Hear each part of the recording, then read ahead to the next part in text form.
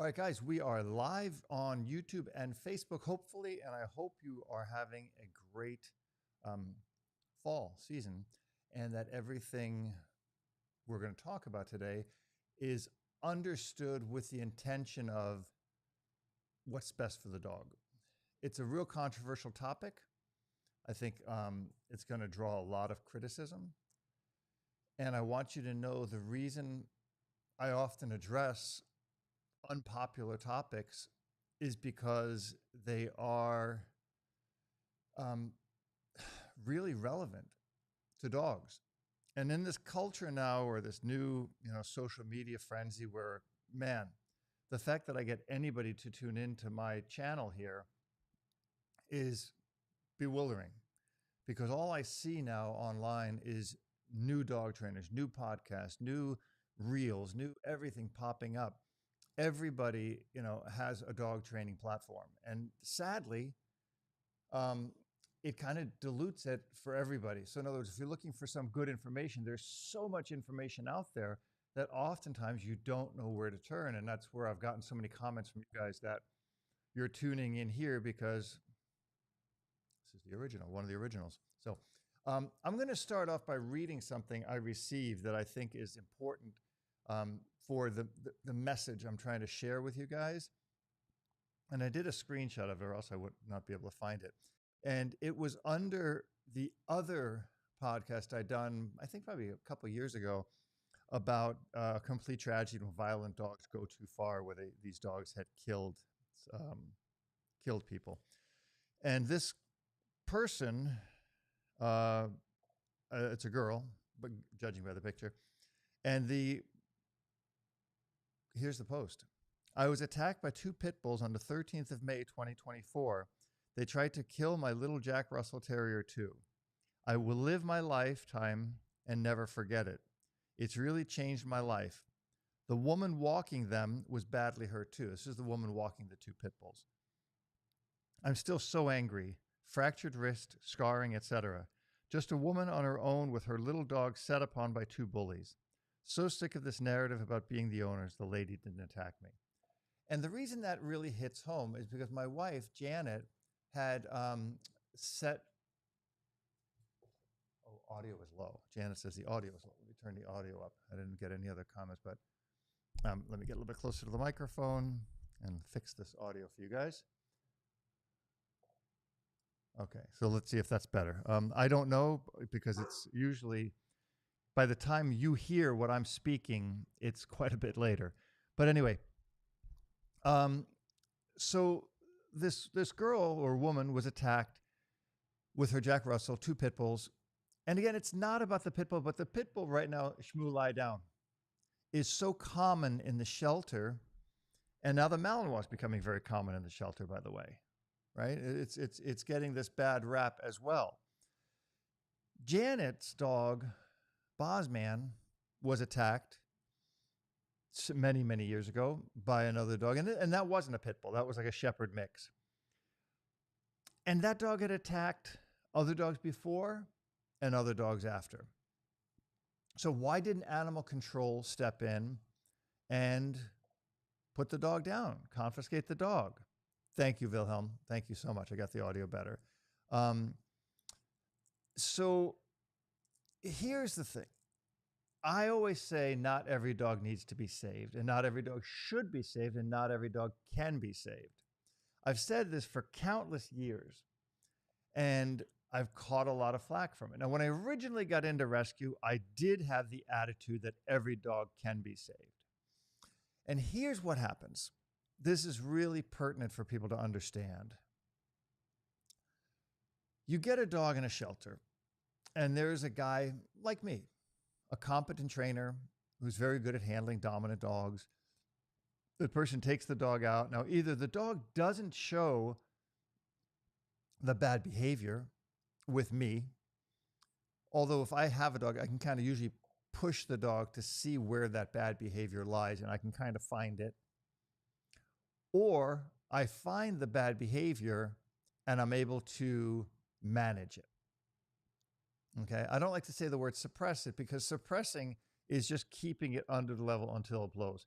Managing it means keeping it in check throughout the relationship with that dog. In other words, if I had the dog for, I don't know, a month, a year, 10 years, whatever the dog's lifespan or the dog's time with me was, the dog would do fine. A lot of dog trainers fall under this horrible, horrible predicament. They get a dog, they work the dog. They're competent trainers. They're strong personalities. They're very adept with their techniques and their handling skills. So they can handle the dog. But when they hand the dog over to someone else, oftentimes, not every time, oftentimes, and enough times to make it a concerning issue, the people who then get that dog can't carry over the training management stuff. Now, again, there are a lot of great trainers out there. Now, if you continue to work with the trainer, you continue to manage the dog, and you follow every single protocol of that trainer who we hope is competent, well, perhaps the dog is going to be okay. The dog is managed. But will the dog ever be cured? And this is really important to understand the difference between managing aggression and curing aggression, right? Because you don't really ever cure aggression. If it's a behavioral thing, a learned behavior, sometimes it can be overlooked. If it's genetic, most often it can't. That's important to understand. So why are we so concerned about such a small percentage of dogs? Because it is. It really, really is. There's a small percentage of dogs that fall into this category that shouldn't be saved. And these usually fall, in my opinion, in a couple of categories. Namely, dogs that have severely hurt, mauled, or killed another dog, or have bitten or severely injured another person, in particular, a child. Well, people say, well, the child was poking at the dog, the child was doing this, the child was doing that. And okay, understandably, children should be taught better respect around dogs. And if a dog nips at a child for doing something, then that's fine. The dog is kind of giving the child the boundary that the stupid parent didn't. But if the child is kind of just laying there and the dog mauls the child's face, then that dog really has an issue. Why is that so critical? Dogs in a well-balanced mental state can understand a threat level. So that's to say, if I have a 60-pound dog and a 30-pound child, the child walking around is no threat to that dog. The dog understands that genetically, inherently, in its conscience, it understands that child, that creature poses me no threat. If a dog still aggresses to that situation, the dog has a problem in its core, right? It's not playing, because dogs usually understand some kind of a play drive. And this is a lot of times where dogs who are singletons, who are, born only one puppy, have a huge issue. Good breeders, good fosters or rescues will take a singleton puppy and immediately put it in with another litter of puppies and hope the mother doesn't kill it, but allow it to be raised among other puppies. Because that component is so important for dogs to understand things like structure, boundaries, bite inhibition, social skills, and more. Now, in the sheltering system, there is something going on that I'm going to touch on today. It's going to be highly unpopular. It's going to really upset a lot of people. And it's going on in Los Angeles, and I'm very upset about it. It's going on in many cities in the United States, and it's very upsetting, and it's very, very dangerous. A girl I knew who worked at the LA City shelters got mauled several months ago, and I think I probably did a podcast about that. I'm not even sure. Mauled by a dog that should have been put down.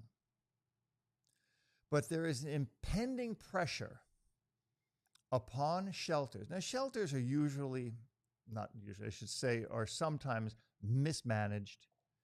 You know, they're either managed by people who have zero knowledge and dog skill, or they're managed by people who are way too touchy-feely about the situation, too emotional about the situation. It's a strategic thing. It's like going into a fight. A good fighter goes into a fight with a strategy. They watch the opponent. They know what the opponent's going to do, and they're going to go in to fight to win. Not to kill the person or beat them up or anything like that, but with a strategy to win.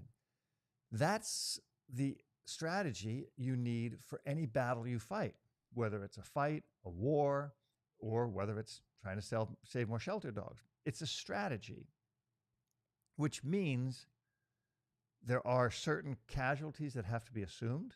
We have to understand that certain dogs will come into the system that will be killed, and certain ones we can adopt out, but we have to make important decisions. But as of, I don't know, I want to say like 10 or so years ago, there are big money organizations, nonprofits that you probably get, mail from. You probably see their commercials on TV. You probably see their billboards. We can save them all, but you can't. That slogan, "we can save them all," opens the door for them to ask for donations and to take in tens of millions and more dollars. Now, what happens is they give incentives to shelters to achieve what they call a no-kill status. Now, it's never no-kill. Understand that there's always going to be dogs killed in shelters, and that should be acceptable, right? We should understand, shouldn't be acceptable in the sense that it's okay. It's acceptable in the fact that it's part of what they're going to have to do because the sheltering system is overrun. But they go to the shelter and they say, okay, last year you killed, I don't know, 2,000, 3,000 dogs. This year you have to reduce that number by a certain percentage. And next year you have to reduce it by a bigger percentage, and another percentage, and another percentage, and another percentage, until eventually, all they're really killing are dogs that are, hopelessly unadoptable. But in the meantime, these organizations put pressure on municipal shelters like Los Angeles, like New York, like Miami, like Texas, any different municipal shelter, the organizations they're working with, that they will give them funding in order to not kill as many dogs. But what happens is these people come in and they want to save the aggressive dog, the dog that bit the child, the dog that killed the other dog. And this pressure, this social pressure that continues to push this no-kill narrative is churning out some dangerous dogs, because some of these dogs should never, ever be put on the streets. Now, I'm going to spin around this issue quite a bit because that's just how I roll. I got a notice on Instagram from my vet, Dr. Lisa, a really, really good friend of mine. And there were 6 Malinois and a mother in a shelter in, God, I forget the name of it. I want to say Castaic or something. It was in California. And they were going to be killed in 2 days. And one of the comments, I'm not going to say who it was, said, "Why do people buy dogs when these dogs are dying?" So immediately, the problem is people put the blame on someone buying a dog. I bought a dog. I bought several dogs. Okay? But they put the blame. There's 6 puppies in the shelter. Why would you buy a dog when these dogs are going to be killed in the shelter? Well, because I want a certain dog. I want a certain genetic dog. I want a certain behavior. I want a certain breeding. I want what I want. The problem here is, this is a huge problem, and this is the crux of the issue, is the blame is put on people who, it was Hesperia. Thank you, Canine Avengers. And by the way, Canine Avengers is a great dog rescue. That organization took this mom and these 6 puppies. Okay, so God bless them. And if you can give them a donation, Canine Avengers is a good organization that you should donate to, not these big organizations you see on TV. This guy does it right. I'm going to just highlight you for 1 second here, Canine Avengers, so people can find you. Hang on 1 second. I'm going sideways here for a second. Where are you? Canine Avengers. I'm going to highlight this up here. This is an organization that I like. Okay, they took 6 puppies and a mother out of the shelter. They work with serious dogs, Malinois, Dutch Shepherds, and such. Okay, and their adoption process is what I would consider exemplary, because their adoption process is designed to place these working dogs into homes that they're not going to fall out of. And if they do, they'll stand behind it. So an organization like this is helping solve the problem where these other multi-10, $100 million organizations don't. So Canine Avengers, kudos to you. Now, I digress. The onus gets put on someone like me. Well, why would you buy a dog when there's dogs in a shelter that are being killed? But the interesting thing is, no one ever says, well, you have a right to buy a dog. You're never going to put a dog in the shelter. Why are these people giving their dogs up? And why don't we put more pressure on them? But we don't. I got a message on Facebook this morning from a friend of mine who sent me a thing somewhere, I think it was in New York, a breeder of Shepherds and Malinois and German Shepherds, which of course we know is a disaster. 20 dogs need to be homed in 2 or 3 days. So all the rescues go scrambling. Oh my God, what are we going to do? What are we going to do? What are we going to do? And I'm going to say something really, and to the good rescues, don't take this the wrong way, because I think that if you understand what I'm about to say, you will agree with it. Rescues oftentimes continue or allow to continue the backyard breeding, the irresponsible ownership. Because what happens? These rescues are good people. They're caring people. They see the dog suffering and needs to get a home. So they'll take it off the hands of the rescue or out of the shelter and work their butts off to try to get this dog a home, right? They're going to do everything they can, and they spend immense resources and immense blood, sweat, and tears to get these dogs homes. And the backyard breeder, the irresponsible owner, the puppy mill or whatever goes on like nothing happened. And then people in the rescue community start to point fingers at people like me and others who buy dogs.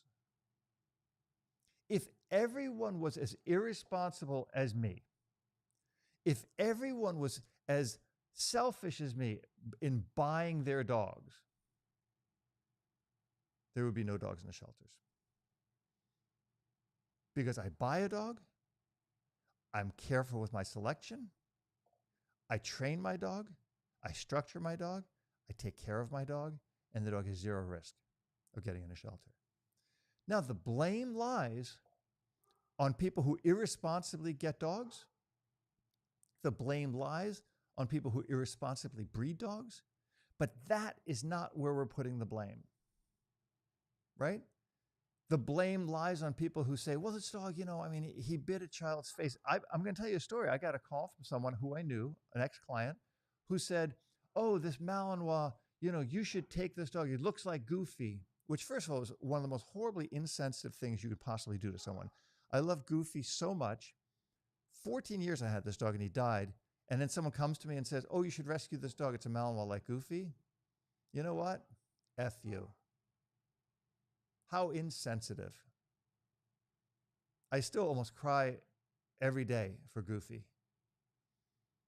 Oh, you should take this dog because he's a Malinois like Goofy. You're a good owner for Goofy.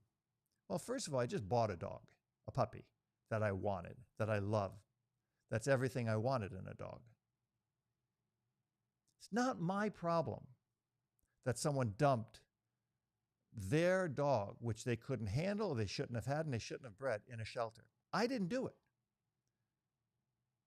But you're putting that on me and on other people who decided to buy a dog. It's bullshit. It's complete bullshit.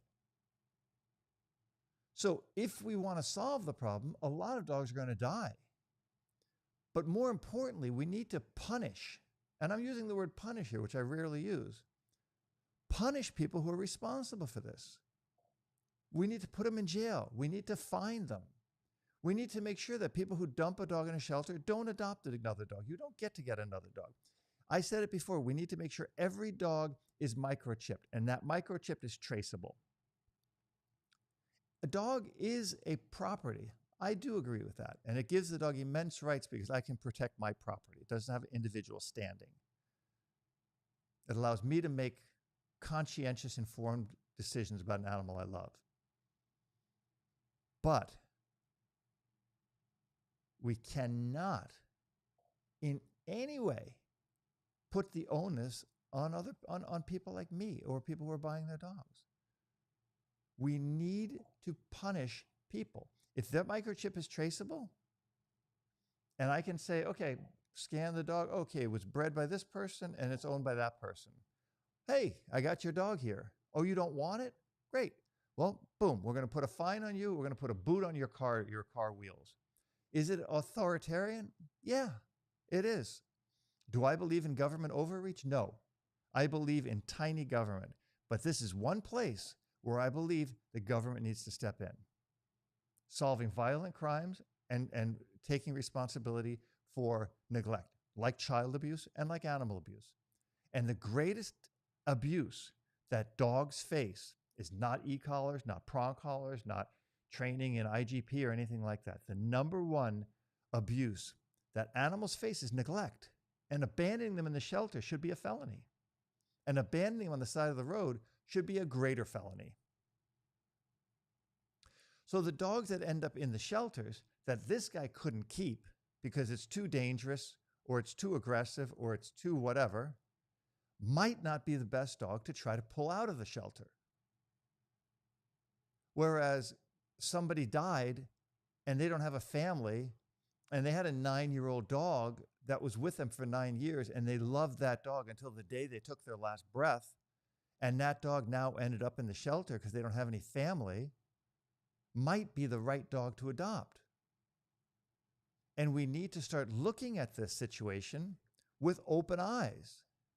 We need to start looking at what are we going to do to help more dogs, because there are bad dogs. Somebody sent me a message the other day, oh, there's a trainer out there who's got a slogan, no bad dogs. I know who he is. I know what he means by his slogan. I get it. It doesn't mean there are no bad dogs. It's a catchphrase. You know, I mean, there's tons of catchphrases. It's a little marketing ploy. There are bad dogs. Once we can start to pick out these dogs and have our shelters run and managed in a way that is not feel good and guilt tripping. You know, Los Angeles decided, and I think others have done it too, they're not going to give out any intact dog licenses as long as there's dogs in the shelter. Well, talk about punishing the wrong people. That's bullshit. Why should every person be required to spay or neuter their dog because some irresponsible people are breeding theirs? It's like saying every man should have a vasectomy and every woman should have a tubal ligation, have their tubes tied, because there's too many children in foster homes. Imagine that. Imagine people telling men and women about their sexual and reproductive freedoms and rights because there's too many kids in foster. And that's what's going on in our shelters. So on one side, I believe the government should have a certain ability to manage these dogs.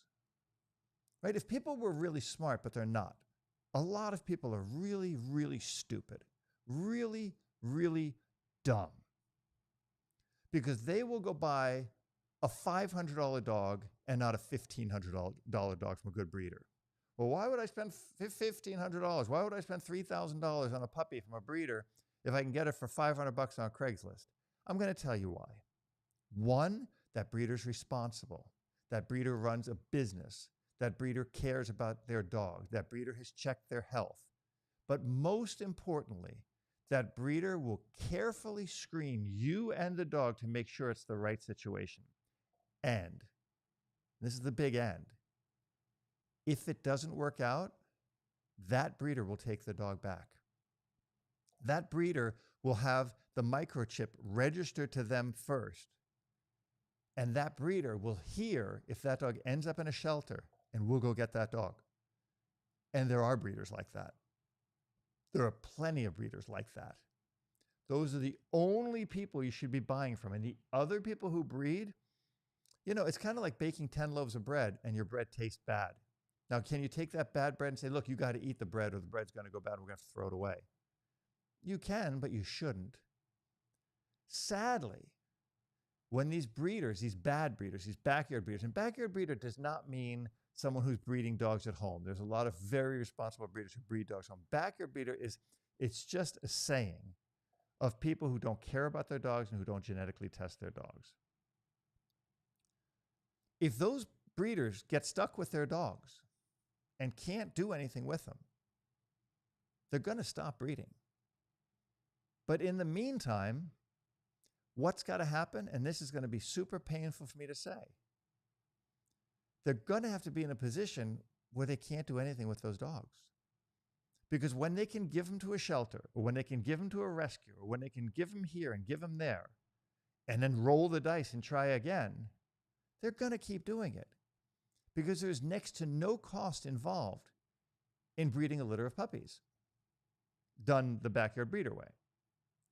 They're not genetically testing the dogs. They're not using veterinarians for insemination or testing. They're not buying the sperm of a really sound dog. They're not paying top dollar for a female. No, they got two dogs. I got this one for $500. I got this one for $500. I breed them. I got my $1,000 investment. I got my two dogs. I get 9 puppies. I'm going to sell them for $500 each. That's $4,500. I just quadrupled my money. But if you're stuck with those 9 puppies and you can't place them, and now comes the time like, wow, I might have to put these dogs down because nobody wants them. And then somebody finds out about that, and that's a felony, you solve your problem. Now, I know this is unpopular. I know it sucks. But you're dealing with assholes. You're dealing with scum. They probably wouldn't care. They probably would just take all those puppies and drown them and try again. Or take all those puppies and bury them alive and try again. Yeah, that happens. Yes, it does. They put the dogs in plastic bags. They put them in a bucket and drown them. They open a ditch in the backyard and they bury them alive. They do, yes. The humane scumbag breeders will put a .22 bullet in the back of their head and kill them. That's what's going on when you buy these crappy dogs, when you don't want to spend the $2,000, $3,000 for a dog that's research. And I'm not saying the $4,000 for a blue Frenchie or French micro pit or something like that. I'm saying for a really good dog. You check out breed clubs. You check out references from dog clubs. Find out who's breeding. Find out the lines of those dogs. Do your research. Before you buy a dog you're going to be stuck with for 10 to 15 years, do a 1-year research. It takes you 9 months to have a baby. If you want to have a baby, you got a minimum year wait. You got to find the right person. You got to do your thing. And when the thing happens, you got 9 months to wait. But a puppy you can get tomorrow. You can go pick up a puppy today if you wanted to. How insane is that? And those are the people that dump the dogs at the shelter and then rescues step in, try to do the right thing, but the onus is taking off. Okay, that female and her 6 puppies are gone. Now, Canine Avengers did an amazing thing and saved those dogs. And I sent a check-in because I believed in it. I think it was a good thing to do. But that breeder, that person who relinquished that dog is free and clear now. I'm out a few $100. Other people donated a few $100. Canine Avengers is now sitting with these dogs. They've got to whelp the dogs, take care of the dogs, vet the dogs, microchip, everything. Take care of these dogs for several weeks. It's expensive. which is why I donated to Canine Avengers, because they did the right thing. And then the breeder is off the hook, right? They were off the hook the minute they dropped those dogs off. Hey, here, we can't keep them. Here's the mom. Here's 6 puppies. They're in a box. Done. They're done. But a good rescue has got their work cut out from now. And when those 6 puppies go out, I guarantee you, if it doesn't work out, something happens, somebody loses their job, they move, they die, they'll take the puppy back. So they have a lifetime. They have 10 to 15-year commitment off of one person flicking a switch and being done with it. And our society allows it. Our society allows it in the sense that we allow people to just dump dogs and not punish them or fine them or something. But, look, you live in a society, I saw it the other day, where the security guard is standing in front of a store being robbed doing this, videotaping the people robbing the store, standing back, letting people rob a store. This is our society.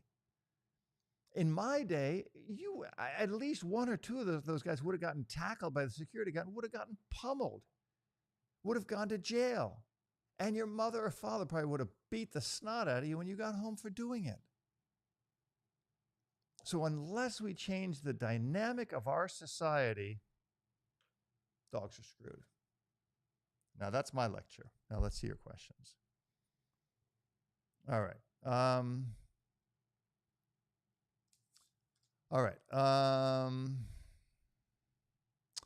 I just want to see if anybody's got any questions here. Good breeders offer training advice after selling puppies. Absolutely, they do. I don't know what no manner means, but somebody's posting that a million times. I'm just trying to see if there's any questions. I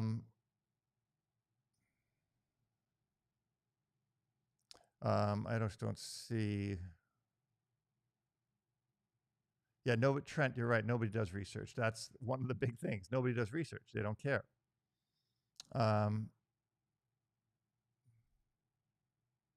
Here, Trent, you found a puppy near the lake. Yeah, and this is what's sick, No,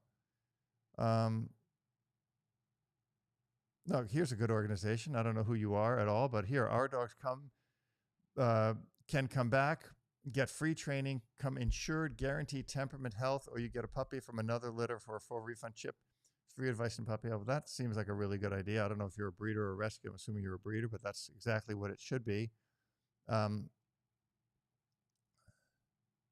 Who's this here? Let's see, this is used to work in a clinic. We had plenty of clients that were backyard breeders, absolute idiots when it comes to animals, and they sold their puppies for thousands of disgusting people. Yeah, just because they're expensive doesn't mean they're good, right? That's really, really important. That's really critical to understand. Anyway, guys, if you have a question, Nick, I'm sorry, I'm going to block you because you're just you're just annoying. I don't know what you're saying here. Okay, here's a question though. Plaster, do you have any tips for adopting from shelters that try to spay and neuter young puppies? I had to argue with the last shelter I got mine from to not do it at 1 month. Yeah, so there's a huge, huge issue with people who, if you want a healthy dog, you don't want them spayed and neutered. I've had this discussion so many times where, most shelters at 8 weeks will neuter the dog. At 8 weeks. Now think about it. Think about castrating a child at 8 weeks or 8 days or something. No testosterone, no estrogen production is not going to happen. One of the worst things you can do for the dog behaviorally and medically. But you know why they have to do it? Because some idiot at 6 months or 9 months is going to let the dog around another dog and they're going to have puppies. And those puppies are going to end up in the shelter. So you need to put my opinion, what I would do, the dog would be $1,000. The puppy is $1,000 or $1,500 or $2,000, I don't know, or something. And we take your driver's license. And at the end of a year, you either have to show me that that dog is competing or showing if it's a purebred dog, or the dog is spayed or neutered, or you lose your money, or you get a fine, a big fine. Think about how much it costs the shelter to care for a dog or a puppy or whatever. Think of the costs that our tax dollars pay on shelters. And it's not enough because every shelter I see is underfunded. They're completely, LA City is one of the richest cities in the world. and the shelters are understaffed. The staff is doing their best. I know many of them. They're doing their best. They're busting their asses working to help these dogs. But there's not enough of them. You know why? Because the taxes are going, the tax dollars are going to other crap. Really stupid stuff. Okay. So back to your question.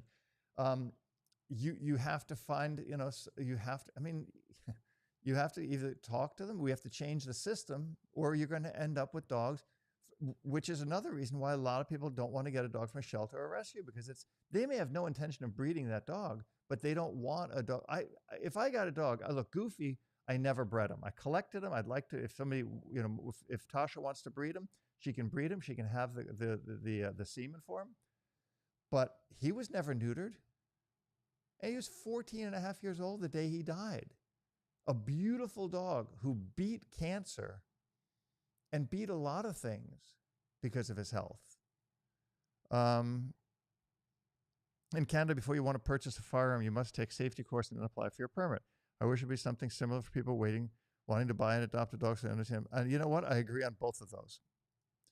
I agree on both of those, 100%. I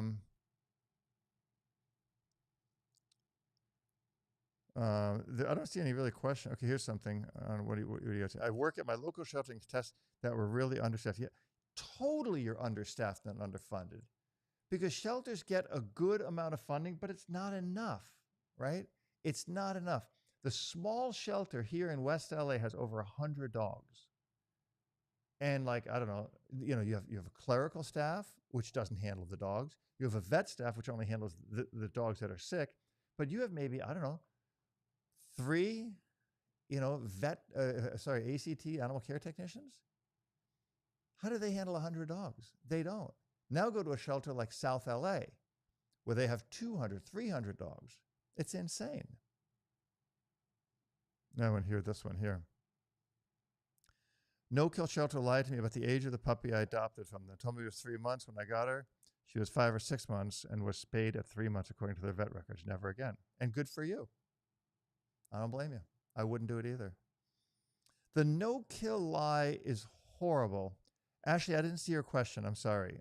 The no-kill thing is horrible because it's based on lying to the public that every dog can be saved, which they can't. The no-kill lie is horrible because it tells you that, it's just about money, because God, it's like purely positive training, right? It's kind of along those same lines. It sounds so good, but it doesn't work. Okay, what's this? Erox, you said in Germany, oops, that's not you, this is you. In Germany, if you not had a dog before 2030, you need to make a license. Well, I got no problem with that. More than the license to have the dog, Germany has a really good setup, especially with German Shepherds and the DMC, the German Malinois Club, where when you breed those dogs, they got to be registered with those organizations, and those organizations really check on the breeders. The AKC does not do anything close, right? And neither do any breed clubs that I know of here. I think the USCA, I think the United States Clubs of America, I think they're a lot better. So if you want to get a German Shepherd and you went through them and got a breeder that was kind of through them, yeah, you probably get a good dog. But here it's just, and by the way, when I bought Shmuley in Germany, I talked to the breeder and she said, oh, we've backyard breeders here too. I know you've got backyard breeders in Germany too. We have them here. It's just the fact that the good breeders, or especially in Germany, especially when you have something like the DMC, the German Malinois Club, where they do these Korung, these tests on the breed, everything, to know that, yeah, that dog scored. Like I can tell you with Shmuley's father and mother what they scored on their Korung, what their genetics are, and all that stuff. So I'm going to hedge my bets thinking my puppy's going to be that good. Hang on. I know, Ashley, you said you had a question up here somewhere, but I really don't see it. I see a couple comments you made. Let me see. I hate to do this to you guys because it's so boring to watch me. Oh, here's your question, Ashley. I'm going to post it up here. What's the best way to find a good breeder? Most don't post them on Facebook, Craigslist, but where do I find a breeder for a rough-coated collie? Well, the first thing I would do is try to find a rough-coated collie club. I would try to find out if you're going to be working this dog, if there are certain things like, let's say, agility, where there are dogs working. Then I would go to the people who have these dogs and I would ask them where they got their dogs. It's doing research, like being a detective, being an investigator. You need to figure out where those dogs are. Like, in other words, I want to get a Labrador. Okay, so I'm going to join maybe a hunting club, right? Or I'm going to join a Labrador club for sure, but I'm going to try to find a place where Labradors work. Maybe I'll go to a conformation show, like an AKC conformation show, and I'll talk to several different breeders. And then I'll look back at all the different genetic testing that's available for these dogs. I'm going to look how many times this breeder has bred these dogs and where those dogs are and what they're doing and what are they. I will talk to them. I'm not going to just call them and say, do you have one for sale? Is it a brown one? Great, I'll take it. That's the mistake. People get hung up and dialed into that. You need to have the conversation with a breeder about what do they do with their dogs? Where do they come from? What are they looking for? What are they breeding for? Who owns their dogs? What are the dogs doing as far as conformation, obedience, agility, whatever it is, and then you need to meet the parents. You need to see, hey, like I met Shmuly's mother. I know who the father is. I know and I know who the grandfather is. I know the owners of both those dogs. They told me what a great dog he is. So they are both the father and the grandfather.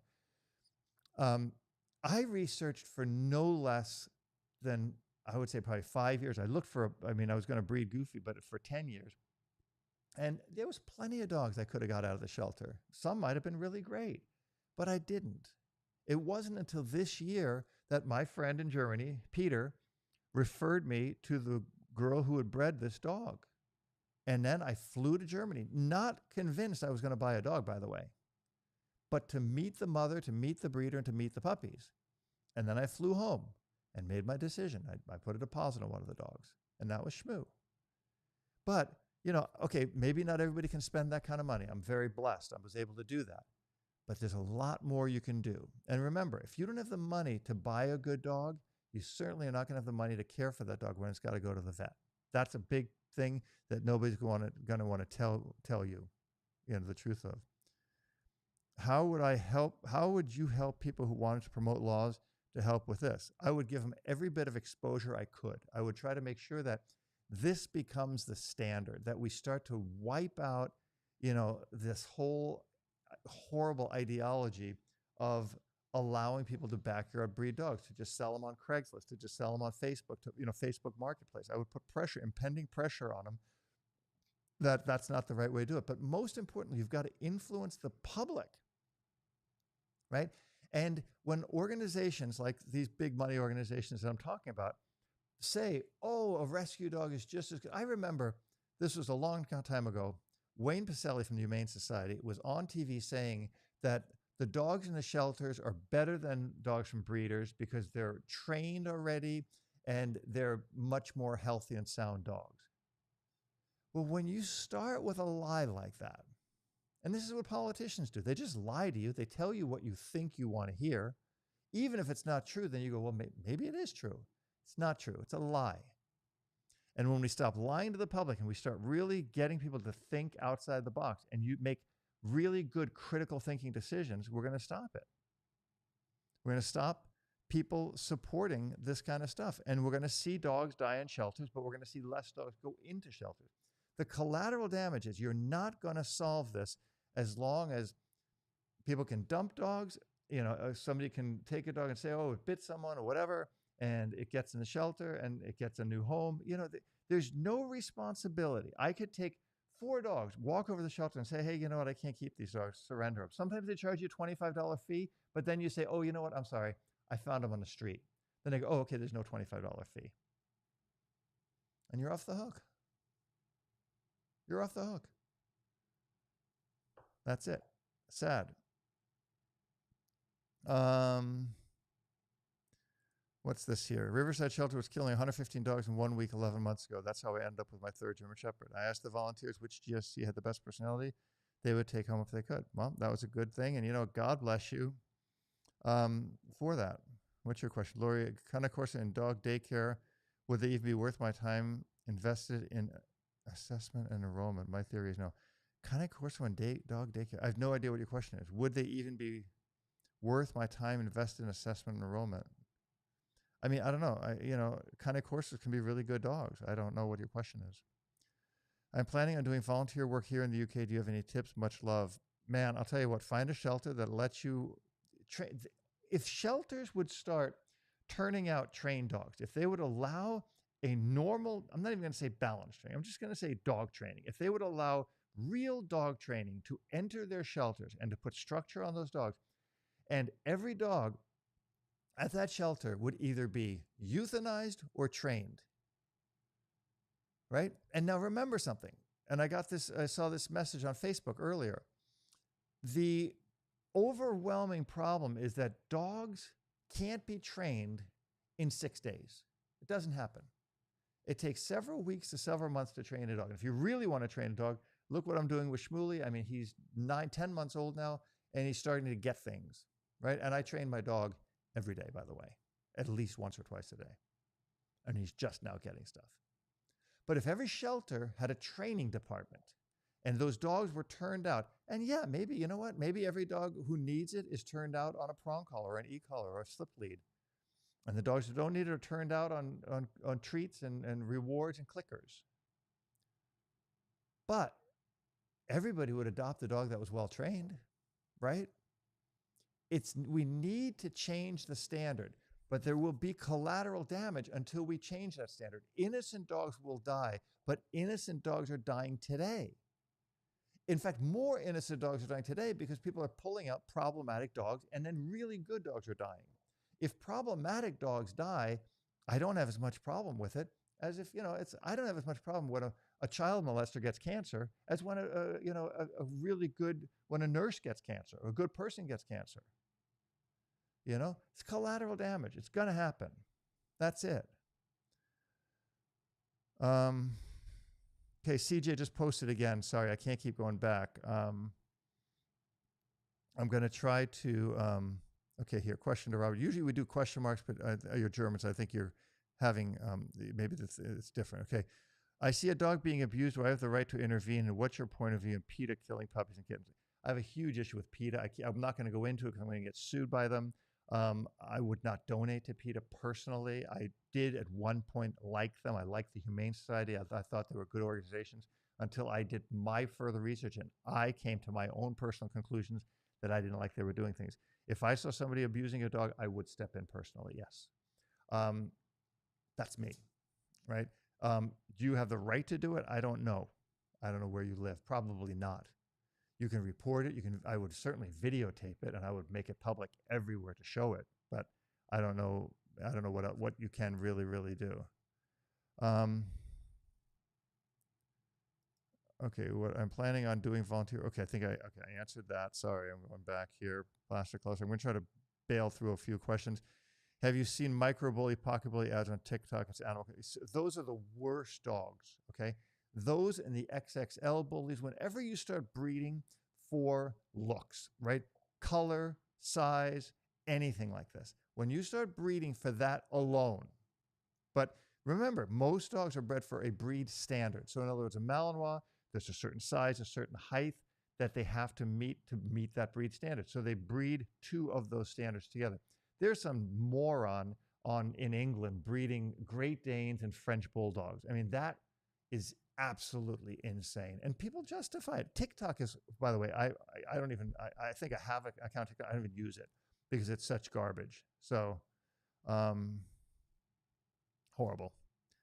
Do you think shelters should be held legally responsible for adopting a dangerous dog? Well, if they know the dog has a bite history, there certainly should be some. There is very little that shelters are getting sued for. But there is a responsibility on that. Yeah, I think breeders should be held responsible for it too if they're selling these dogs. Yeah, I do. I really do. Let's see.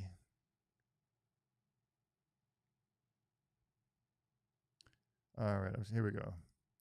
Russ, this may not be appropriate for this episode. How difficult is it to import a dog to different countries? Yes, it's become exceedingly more difficult to import a dog because the CDC imposed a stupid law that says you can't import a puppy under 6 months. Usually you want to import a puppy at 10 weeks, right? You used to do it at 8 weeks. Now it's 10 weeks. And I get it. 10 weeks is fine. But 6 months, breeders are not going to hold on to their dogs for 6 months. Breeders are not really going to train the dog and socialize the dog for 6 months because they're going to have 10 puppies. So they're going to sell the dogs in Europe. And some people like to buy a dog that's a year or so old, so maybe it's good for them. But it impedes your freedom to be able to buy a dog when you want it. I got Shmuley here just in time before they enacted that stupid draconian law. And the reason that law was enacted was to prevent rabies from coming into the country. And the only time rabies was brought into the country was when some feel-good rescue organization was importing dogs from, I don't know, South America or the Middle East, the Far East, where they were rescuing dogs of, I don't know, it was from the meat trade or from some street dogs, and they brought in a dog with rabies because they forged the certificate, by the way. 10-week-old puppies don't have rabies certificates because they have the immunity from the parents, and you can't immunize an 8-week-old dog with rabies. It's super, super dangerous. But yeah, it's incredibly difficult. So sorry to say that. What is this? Do you agree with the veterinary private system should be run by the government animal control to control price? No, I don't. You need less government. You need more competition. And veterinary is expensive. You know what? I'll tell you something. I pay $1,200 a month for my health insurance. And I'm one of the healthiest people I know. I never, ever go to the doctor. I never get sick, knock on wood. It's expensive. Vets work their asses off. It's expensive to be a vet. It's expensive to be a doctor. But yeah, the government wants to overreach our medical care and turn it into an archaic system. No, I don't think they should. I don't think they should governmentalize vet care. No, I'm sorry. You know what? What you have is you have really good nonprofits that will provide low-cost vet care for people who need it, and I think that's fantastic. But no, I don't think the government should be controlling our vet care. My God, no.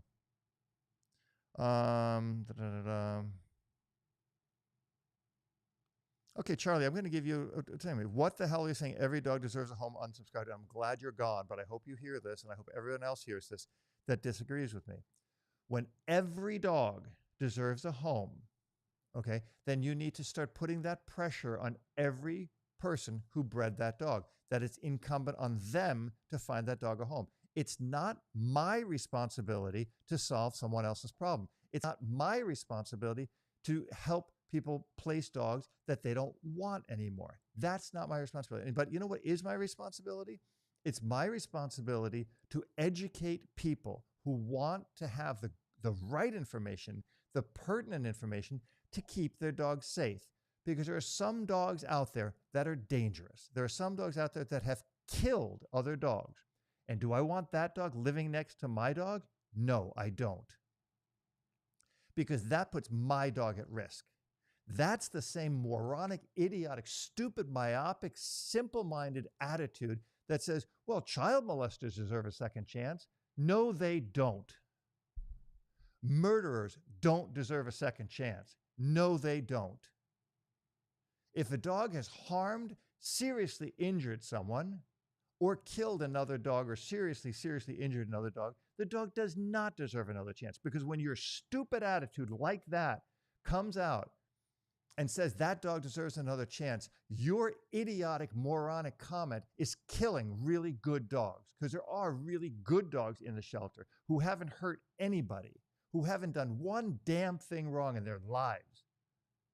And those dogs are dying and ending up in barrels because people like you say every dog deserves a good home. Every dog is a dog whistle for bad dogs.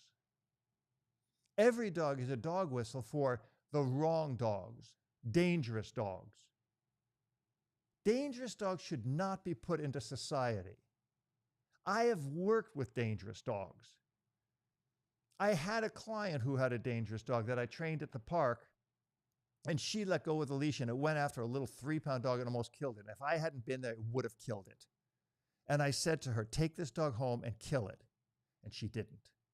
And I don't know what else the dog has done or what else the dog is going to do, but my job, my responsible job, when I saw that behavior and I knew what that dog was capable of and I knew what that dog had in it, I said, kill it. Is that easy for me to say? No. Could I manage that dog? Probably. Can anybody else? Probably not. Most other people couldn't. There are probably a handful of people who could. What a dumb comment, Charlie. I'm glad you're gone.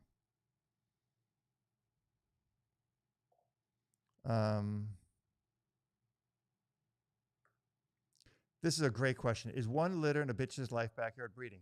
It's backyard breeding if you haven't researched. If you got a great dog with great lines, with great genetic testing, that's a purpose dog. There's a reason for that dog to be bred again. It's a fantastic, it's an exemplary example of the breed. It's a genetic, clear dog, eyes, heart, cancer screen, all these screenings. And there's another dog similar to it. And you breed it once and you have places for the puppies to go. No, that's not backyard breeding. Backyard breeding is having a dog and saying, I'd like my kids to be able to see the miracle of birth. You're a sick mother, you know what? You're sick. That's it. So you can answer your own question from there, I hope. Questions. You guys got to remember to put the question mark. Okay, what's this here? McCann, I have a 5-month-old Malpup with me for training. The owners keep him outside, but bring him inside to sleep in a crate due to coyotes. Sadly, a lot of people who are getting Malinois are people who got pit bulls, people who got Rottweilers, people who got German Shepherds. It's a thug thing. They get them because they're tough, and it's the wrong reason to get a dog. Because if you need a dog because they're tough, you got a problem. If you let your dog just be outside all the time, I disagree with it. I'm not a big fan of, dogs living in kennels. I'm just not a big fan of it. I have friends who do it, and they're really good dog owners. They train their dogs a lot. But I do personally think, now, would I make it a law? No. But personally, I wouldn't. If I was a breeder, I would never sell my dog to someone who's going to keep their dog outside in a kennel or outside. So, okay, Wilhelm, another question. Recently, Peanut the squirrel was seized and put down by New York City. Do you see this happening to dogs? I have no idea. I have no idea what you're talking about. I'm sorry. There's a major issue with how most veterinary businesses are private and for profit. All the money goes to the owners who usually are not vets, but large corporations. Well, that's a whole different thing. But I'm going to tell you, in their defense, I take my dogs to a VCA hospital. We were just there yesterday with Jimmy. They're an amazing hospital. They're not cheap, but they're really amazing. The vets are really, really good. I will tell you, vets who are, the vet runs the business, vets are usually horrible business people. Their clinics are usually a disaster. They're usually mismanaged. They're dirty. They're not organized. I mean, it's very hard because a brilliant, brilliant vet, the vet I would want taking care of my dog in a catastrophic situation is probably not adept at running a business. So there needs to be some kind of a collaboration where you find a good office manager or you work with a bigger corporation. I mean, I certainly wouldn't want to go to a hospital that's run by some guy. I want to go to a big hospital that's well managed. So I got 1 minute left. Well, thank you so much, booking team. That's very, very kind of you. Anyway, I got to stop here because I just don't have any more time. For those of you who don't know, I have a website, robertcabral.com, where you can learn so much about dog training. I have an online course for people who'd like to be dog trainers or people who volunteer and work at animal shelters. There's tons of information there. I hope you join. I hope you'll stop by, and I hope you'll subscribe to my channel, and I hope you'll do what's best for dogs. That's my mission, is to try to educate people to better understand what dogs need through compassion, through education, and through training. That's really important. And somebody here said a question, your dog kills possums and cats that come in his yard. Should he be put down? He's a Mal. No, but you should train your dog, and you should control your dog, because that dog will eventually kill something you love, and it's not fair. Possums are really nice animals, and cats can be really nice animals too. It makes me very, very sad to hear that a Malinois is just running around killing other things. When Shmuley goes after a bird, he gets corrected. He knows that is a no-go. And if you can't do that with your dog, you might not be the right owner for him. So, yes, McKenna, you're absolutely great statement. right there. I'm going to end it on that for you guys. God bless you guys. I'm heading into my live for my members, and hope to see you there.